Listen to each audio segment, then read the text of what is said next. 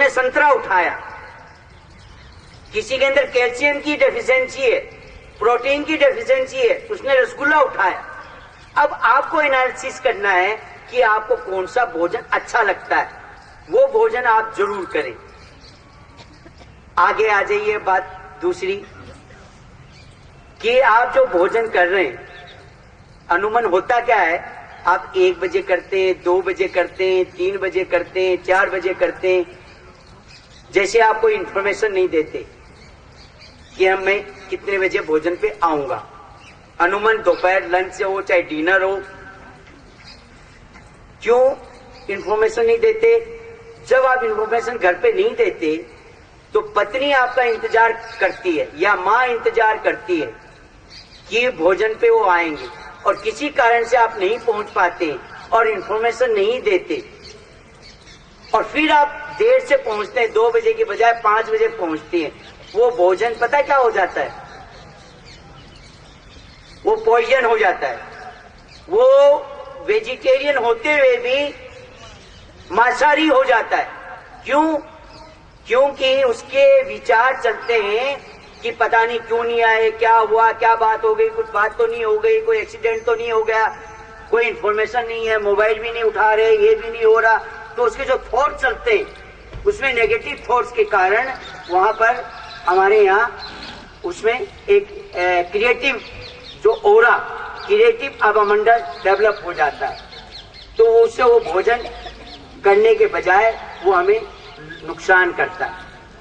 तीसरी बात, जब आप टेबल पे बैठते हैं तो आप क्या करते हैं? विविधता होती है आपके भोजन में। 4 तरह की सब्जी, रोटी कई प्रकार की, चटनी कई प्रकार की। जितनी ज्यादा विविधता भोजन के अंदर होगी उतना ही भोजन आपका गरिष्ठ होता चला जाएगा। कुछ डॉक्टर्स ने बताया कि मोनो डाइट करनी चाहिए, यानी एक सब्जी एक रोटी बस। या कुछ डॉक्टर्स ऐसे भी कहते हैं यदि आप बीमार हैं तो एक ही प्रकार का भोजन खाएं तो ज्यादा अच्छा रहेगा। कुछ लोग हम जो खाना खाते हैं, अनुमान मुझे लगता है चम्मच से ही खाना खाते हैं, कांटा और चम्मच, यानी हमारा स्पर्श उसमें पहुंचता ही नहीं है उस रोटी के अंदर। उसके अंदर सुगंध हमारी आती ही नहीं है। बीच बीच में चम्मच से सब्जी खाएंगे, दाल खाएंगे। यदि आप डायरेक्ट, हाँ कहीं पार्टी में जा रहे हैं तो एक अलग मैटर है, आप चम्मच यूज करें, कांटा यूज करें, लेकिन घर में जब आप खा रहे हैं तो क्या करें? डायरेक्ट हाथ से खाएं उसको, बल्कि रोटी लगा करके या स्वाद लेकर के, बल्कि हो सके तो चाट चाट के भी खाएं, है, ताकि सलेवा पूरा निकले, लाला रस पूरा निकले। और जो खाने के साथ अगर आप चिली नहीं खाते हैं, कम खाते हैं, तो खाना के साथ पानी बिल्कुल न पिए। आधा घंटे पहले पिए या आधा घंटे बाद पिए, या बीच में थोड़ा बहुत आप पानी इंटेक कर सकते हैं। अगर आपको धीरे धीरे यदि आप ये कम करते चले जाते हैं तो आपको कब्ज की जो शिकायत है या कॉन्स्टिपेशन है, मुझे लगता है 80% कॉन्स्टिपेशन लोगों को हो चुकी है। 80%, क्योंकि इंटेस्टाइन के मूवमेंट्स भी वीक हो गए। 16 घंटे 24 घंटे के अंदर जो टॉक्सिन्स निकल जाने चाहिए। सबसे पहले इंडाइजेशन होता है, खाना खाना, कब खाना, क्यों खाना, कैसे खाना, फिर उसका डाइजेशन होता है, पचना होता है, फिर पचने के बाद उसका अब्जॉर्प्शन होता है, लगना होता है, फिर अब्जॉर्प्शन के बाद फिर हमारा एलिमिनेशन होता है, यानी निष्कासन। यानी हमारी निष्कासन की प्रक्रिया खराब हो गई। हमारे आज के मुख्य अतिथि संगीता नेहरा जी आ गए हैं, उनका स्वागत है तालियों से। डॉक्टर संगीता नेहरा, जोरदार तालियों से इनका हार्दिक अभिनंदन।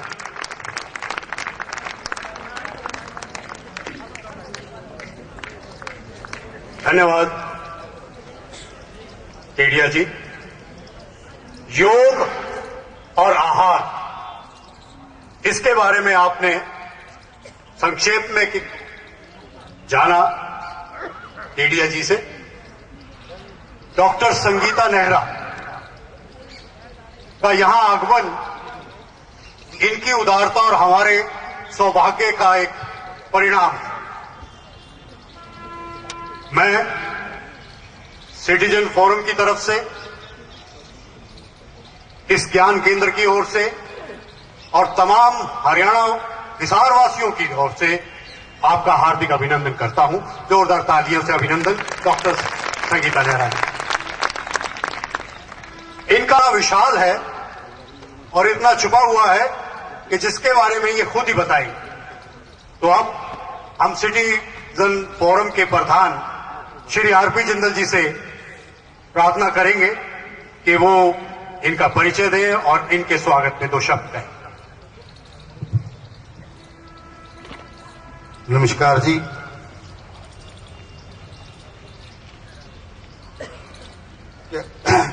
Doctor Sangeeta Nehra additional director हैं वहाँ आयुर्वेदिक उसमें। तो क्या हुआ कि एक दफा मैं चंडीगढ़ जा रहा था तो कार में मतलब मैं इनका ड्राइवर ने गलती से लगा दिया तो इनकी परिचर्चा हो रही थी क्या खाना चाहिए, इसी को सुनते हैं। तो इन्होंने बताया, मेरी अच्छी तरह याद है कि दही नहीं खाना चाहिए रात को। दही क्यों नहीं? बोला रात को अगर नाली के अंदर कोई चीज रख दें तो पानी बहता नहीं है तो वो वहीं बीमार आदमी हो जाएगा। तो मैंने सब इनको तो जरूर बुलाना चाहिए। तो डॉक्टर केडिया जो अभी आपने मैं आने से पहले बोल रहे थे, डॉक्टर केडिया जो योगा में पीएचडी हैं, ये कहते हैं कि कैसे खाना चाहिए डॉक्टर साहब बताएंगे क्या खाना चाहिए। तो मैं जब डॉक्टर केडिया से मिला तो बोला जनरल साहब आप लोग तो जो है खाना जो है आंखों से खाते हो। मैं डॉक्टर साहब क्या बात करते हो, खाना आंखों से कौन खाता है? बोले नहीं, मैं आपको एक्सप्लेन करूंगा कि खाना तो आप आंखों से ही खाते हो। इन्होंने, मैं अभी टाइम नहीं ज्यादा लूंगा, तो छोटी छोटी बातें डॉक्टर केडिया ने बताई, जैसे कि अभी बटन जो है कमीज का नीचे से ऊपर बंद करना चाहिए। मैं डॉक्टर साहब ये क्या बात बनी? बोले इससे कितना फर्क पड़ता है, पॉजिटिव थिंकिंग आती है।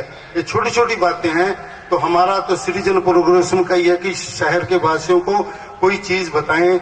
अब ज्ञान केंद्र है, जनरल्स ने ये ज्ञान केंद्र बनाया तो यहाँ से कोई ज्ञान की बात हो, सब लोगों की सेहत ठीक हो। आपको याद होगा थोड़े दिन पहले हमने यहाँ एक इसका योगा का कैंप भी लगाया था डॉक्टर साहब ने।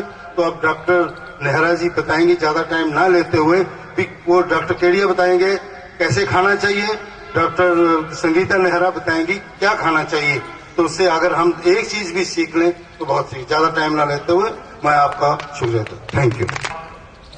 हम अभिनंदन करेंगे, हमारी सुचेता सराफ जी बुके देंगी हमारी माननीय अतिथि श्रीमती संगीता नेहरा जी को।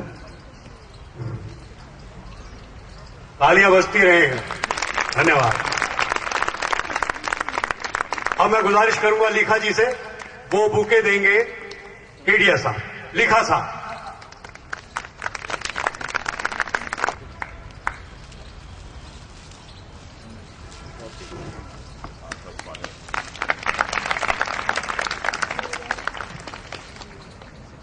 धन्यवाद और एक बार फिर से अभिनंदन।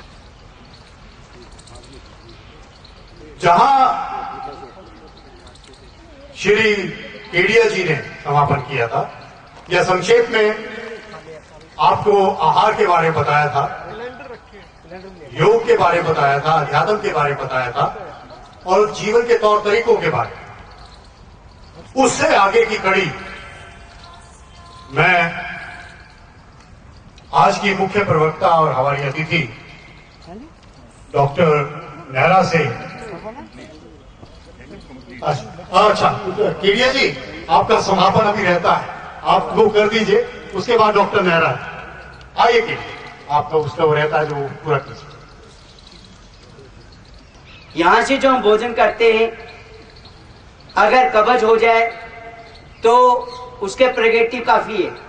कॉलोन बात है, एनीमा है, लैक्सेटिव चूर्ण है, कई टेबलेट्स हैं, नई नई विधियां, हम इसको सफाई कर सकते हैं। योग के अंदर संघ प्रक्षालन है, ऊपर से पानी पी करके नीचे से निकालने की एक प्रक्रिया है। योग के अंदर 3 महीने में यदि हेल्दी पर्सन कर लें तो मैं कहता हूं बीमार होंगे ही, और बहुत ही सरल है, बहुत ही इजी।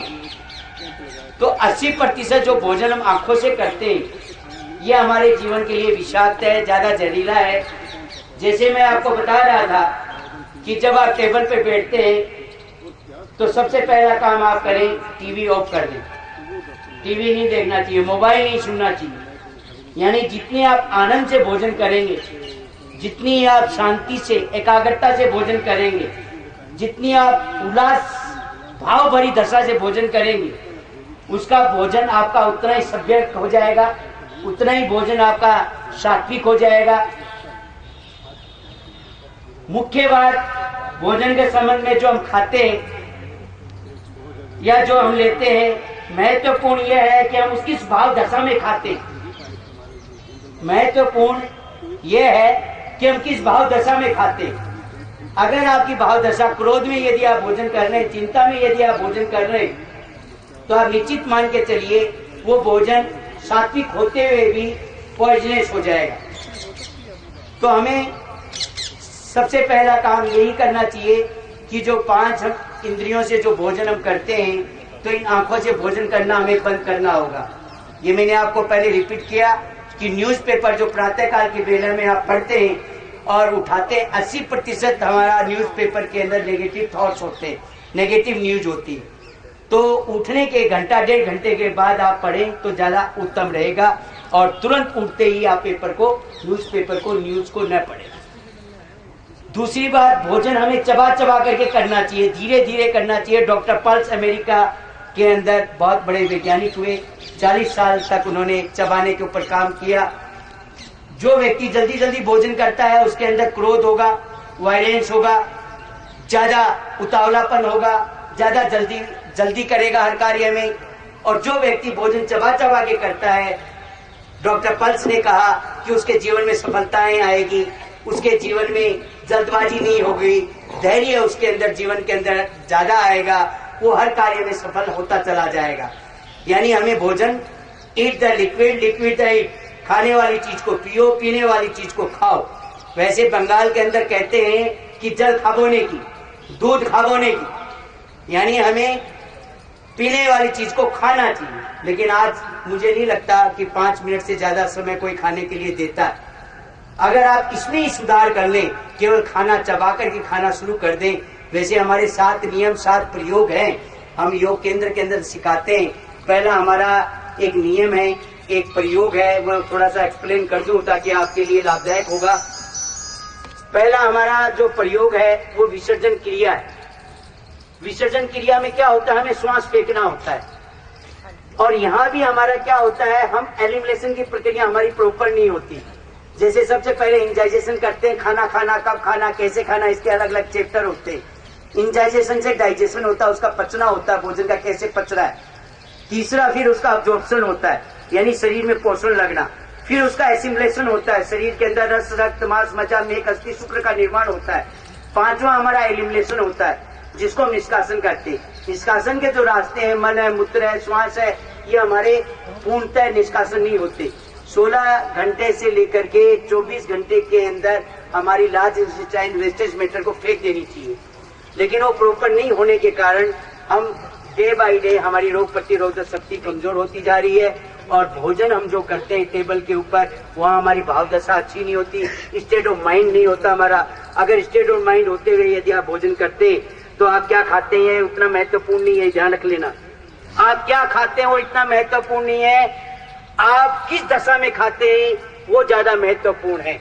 आप निश्चित मान के चलिए, अगर 3 तरह का भोजन हमें बताया, सात्विक भोजन, रासिक भोजन, तामसिक भोजन, तो तामसिक भोजन भी यदि आप करते हैं और भाव दशा में, यदि शुद्ध दशा में, स्टेट ऑफ माइंड होकर के, खुश होकर के, आनंद होकर के उस भोजन को ग्रहण करते हैं, नमक रोटी भी, नमक प्याज भी अगर हम ग्रहण करते हैं, तो निश्चित मान के चलिए कि उसके अंदर सारे विटामिन, सारे मिनरल सब आ जाएंगे।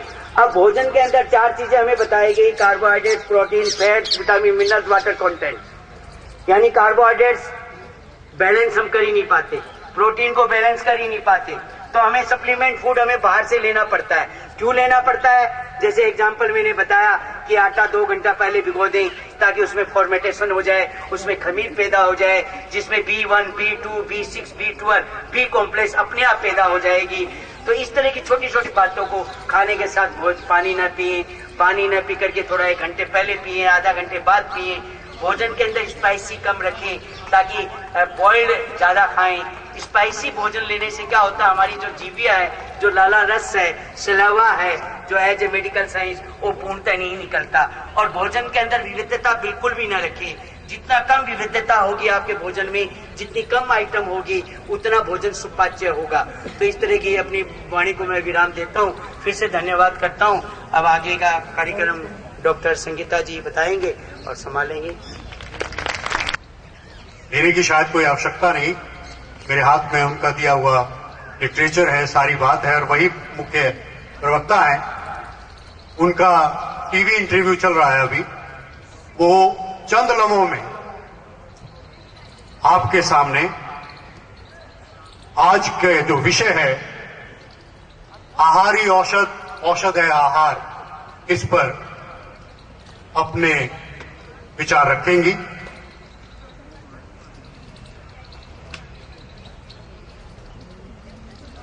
मैं जो पीछे खड़े हैं मेरे मित्र, उनसे कहूंगा कि आगे आके बैठ जाएं कृपया करके। ये मेरे नौजवान साथी जो पीछे खड़े हैं उनसे, या इधर उधर बैठे हैं, वो आगे आ जाएं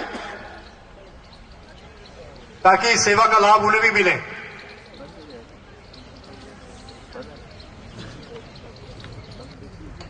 एंड डियर फ्रेंड्स, आज बहुत ही अच्छा लग रहा है मुझे यहाँ पर आकर। आरपी जिंदल जी जो मिले थे 1 साल पहले, तो पिछले 1 साल से प्रोग्राम बन रहा था कि हिसार आना है और बहुत सारी बातें करनी है आहार के बारे में, और जो बुक लिखी है उसके बारे में बातें करनी है, जिसका बुक का नाम है आहार है औषध, औषध है आहार। ये बुक अभी सभी आशाज के पास हर एक गांव में उपलब्ध है। आहार है औषध, औषध है आहार। सारी चीजें हमारी आहार के अंदर ही सम्मिलित होती हैं, लेकिन उससे पहले हमें सबको एक चीज सोचनी है कि हेल्थ, स्वास्थ्य है क्या? क्या सिर्फ खाने से हेल्थ मिल जाता है? हम बहुत अच्छा खाते हैं तो क्या हेल्थ मिल जाएगा? उससे भी पहले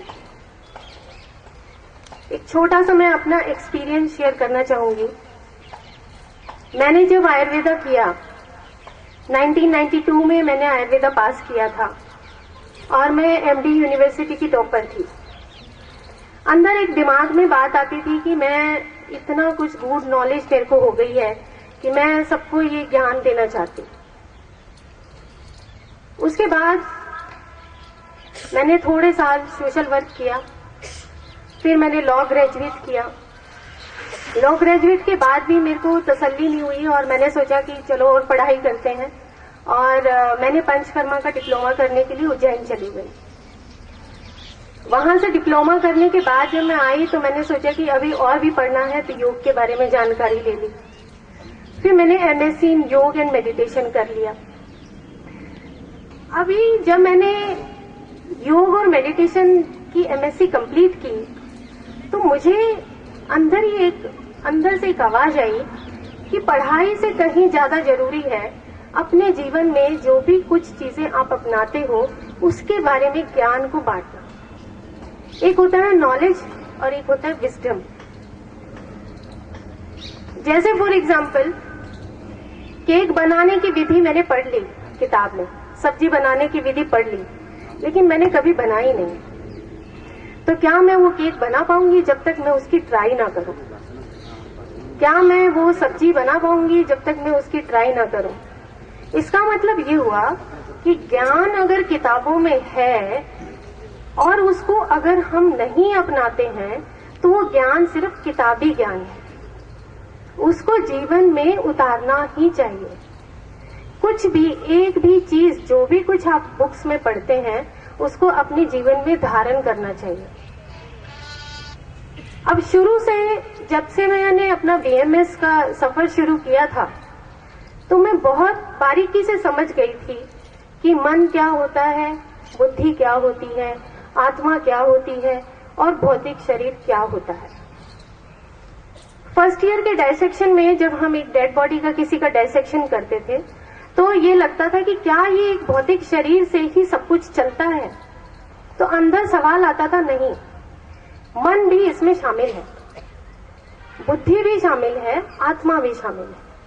इसीलिए स्वास्थ्य की परिभाषा WHO ने क्या दिया कि not only the physical body, सिर्फ भौतिक शरीर ही नहीं, it is the mental body, social body, spiritual body, सब चीजें समाहित होकर ही स्वास्थ्य बनता है। और आयुर्वेदा तो बहुत पहले से कहता है कि स्वास्थ्य में अगर हमारी वात पित्त कफ है तो उसके साथ प्रसन्न आत्मे इंद्रिय मनाह, कि आत्मा का प्रसन्न होना, इंद्रियों का प्रसन्न होना, मन का प्रसन्न होना बहुत बहुत आवश्यक है। मैं आज यही संदेश देने के लिए यहाँ पर आई हूँ कि खाने के साथ साथ हमें अपनी मेंटल लेयर के ऊपर भी, इंटेलेक्चुअल लेयर के ऊपर भी, स्पिरिचुअल लेयर के ऊपर भी काम करना है। आयुर्वेद के अनुसार हमारी 5 लेयर्स होती हैं, 5 परत होती हैं। अभी हम बैठे हैं यहाँ पर, लेकिन सबकॉन्शियसली कहीं कोई सोच रहा होगा कि मैं अभी खाना बना लेती जाकर, घर में क्या चल रहा है, क्योंकि हम 100% वहां पर नहीं होते। इसीलिए हमारा जो ज्ञान है वो भी डिस्ट्रैक्ट हो जाता है। उसके लिए बहुत बहुत जरूरी है इन 5 परतों को समझना। स्वास्थ्य की जैसे ही परिभाषा हम बोलेंगे तो उससे पहले ये 5 परतें हर एक के पास होना चाहिए। सबसे पहला है अन्नमय कोश, जिसमें कि अन्न से जो हमारा